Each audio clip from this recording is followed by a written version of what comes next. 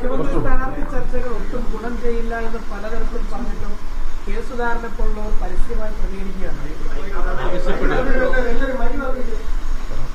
അതായത് ഇനി 18 ദിവസമുണ്ട് ഇലക്ഷൻ റിസൾട്ട് വരാൻ. പിണറായി വിജയന് മെയ് 28 വരെ കാലാവധിയുണ്ട്. അപ്പം 4 മുതൽ ഈ കാര്യങ്ങൾ ആലോചിക്കാൻ ഇഷ്ടംപോലെ സമയമുണ്ട്. അപ്പോൾ ഇത്രയും ദിവസങ്ങൾ വേണമെങ്കിൽ നിയോജകമണ്ഡലങ്ങളൊക്കെ ഒന്ന് കറങ്ങാം, വിശ്രമം എടുക്കേണ്ടവർക്ക് അതെടുക്കാം. ബാക്കി കാര്യങ്ങൾ നമുക്ക് 4 കഴിഞ്ഞിട്ട് ആലോചിക്കാം. അല്ല, ഞാൻ പറയാം, പാർലമെൻ്ററി പാർട്ടി നേതാവിനെ തിരഞ്ഞെടുക്കുമ്പോൾ MLA-മാരോട് മാത്രമല്ല MP-മാരുടെ അഭിപ്രായം ചോദിക്കും 4 കഴിഞ്ഞാൽ. അത് കഴിഞ്ഞിട്ട് പറയാലോ. എന്തഭിപ്രായം ഉണ്ടെങ്കിലും ഹൈക്കമാൻഡ് പ്രതിനിധികളുടെ മുമ്പിൽ അന്ന് പറയാം. 4 ശേഷം എത്ര സീറ്റ് കിട്ടും, UDF-ൻ്റെ എത്ര മെമ്പർമാർ ജയിച്ചു വരും, ഇതെല്ലാം കഴിഞ്ഞതിന് ശേഷം തീരുമാനിക്കാൻ ധാരാളം സമയമുണ്ട്. അതായത് ഇത്ര വല്ലാതെ ടെൻഷനിൽ 24 മണിക്കൂർ കൊണ്ട് തീരുമാനം എടുക്കേണ്ട വിഷയമൊന്നും ഇല്ലല്ലോ.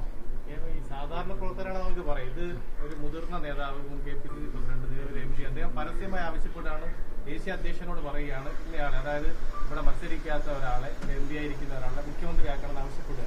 അല്ല, കോൺഗ്രസ് പ്രസിഡന്റിനെ ആർക്കും കാണാനുള്ള സ്വാതന്ത്ര്യമുണ്ട്, അഭിപ്രായം പറയാനുള്ള സ്വാതന്ത്ര്യമുണ്ട്. അത് ഖാർഗെയും കണ്ട ആൾ മാത്രം അറിഞ്ഞാൽ മതിയല്ലോ. ബാക്കിയുള്ളവർക്ക് 4 ശേഷം അറിയാനേ താല്പര്യമുള്ളൂ. അപ്പോൾ ആര് പറയണം ആര് പറയണ്ട എന്നുള്ളതൊന്നും തീരുമാനിക്കാൻ ഞാനാളല്ല. അതൊക്കെ നിയന്ത്രിക്കേണ്ടവർ നിയന്ത്രിക്കേണ്ട കാര്യമാണ്. അതൊന്നും എന്നെ ബാധിക്കുന്ന വിഷയമല്ല. ഞാൻ ഏതായാലും 4 കഴിഞ്ഞതിന് ശേഷം ഇക്കാര്യത്തിൽ അഭിപ്രായം പറയും. അഭിപ്രായമൊക്കെ എല്ലാവർക്കും ഉണ്ട്, എനിക്കുമുണ്ട്. പക്ഷെ അത് പറയേണ്ട സമയം ഇതല്ല. അങ്ങനത്തെ ഒരു വ്യവസ്ഥയില്ല. ആര് തിരഞ്ഞെടുക്കുന്നുവോ ആ നേതാവ് 5 വർഷവും കേരളത്തിൻ്റെ മുഖ്യമന്ത്രിയായിരിക്കും.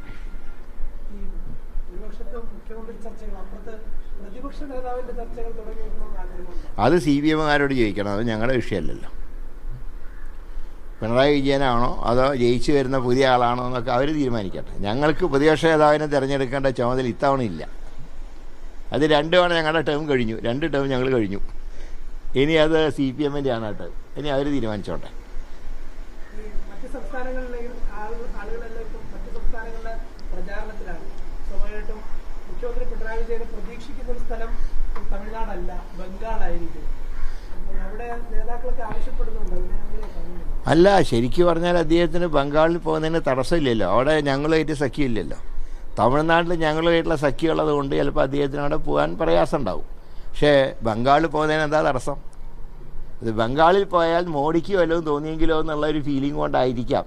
അല്ലെങ്കിൽ ബംഗാളിൽ ഇത്തവണ പോകുന്നതിന് ഒരു തടസ്സവുമില്ല. സത്യം പറഞ്ഞാൽ ആകെ മാർക്സിസ്റ്റ് പാർട്ടി ഈ സ്റ്റേറ്റുകളിൽ കാര്യമായിട്ട് മത്സരിക്കുന്ന കേരളം കഴിഞ്ഞാൽ ബംഗാളാണ്. ബാക്കിയുള്ള സ്ഥലത്തൊക്കെ 5 സീറ്റും 2 സീറ്റൊക്കെ മത്സരിക്കുന്നുള്ളൂ. ബംഗാളാണ് ഏറ്റവും കൂടുതൽ സീറ്റിൽ മത്സരിക്കുന്നത്.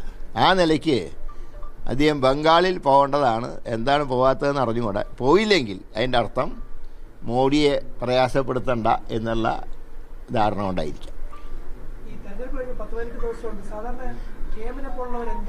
ഞാൻ എൻ്റെ കോൺസ്റ്റിറ്റ്യുവൻസിയിലൊക്കെ ഒന്ന് കറങ്ങുന്നു എല്ലാ ദിവസവും. അതുകൊണ്ട് തന്നെ മറ്റു വിഷയങ്ങളൊന്നും ഇപ്പോൾ തൽക്കാലം ആലോചിക്കാനുള്ള സമയമില്ല. അതൊക്കെ 4 ശേഷം ഞാൻ പറഞ്ഞല്ലോ, പിണറായിക്ക് 28 വരെ ഉണ്ട് കാലാവധി, മെയ് 28 വരെ. 4 റിസൾട്ട് വരും. ധാരാളം സമയമുണ്ട് ആലോചിക്കാൻ. ഇപ്പോഴേ ആലോചിച്ച് ഇങ്ങനെ സമയം കളയുന്നതിന് പകരം റെസ്റ്റ് എടുക്കേണ്ടവർക്ക് റെസ്റ്റ് എടുക്കാം, കോൺസ്റ്റിറ്റ്യുവൻസി കറങ്ങേണ്ടവർക്ക് കറങ്ങാം. അതൊക്കെ ചെയ്യുന്നതല്ലേ നല്ലത്. എന്നാൽ പിന്നെ നാട്ടുകാർക്കും ബുദ്ധിമുട്ടില്ല, നമുക്കും ബുദ്ധിമുട്ടില്ല.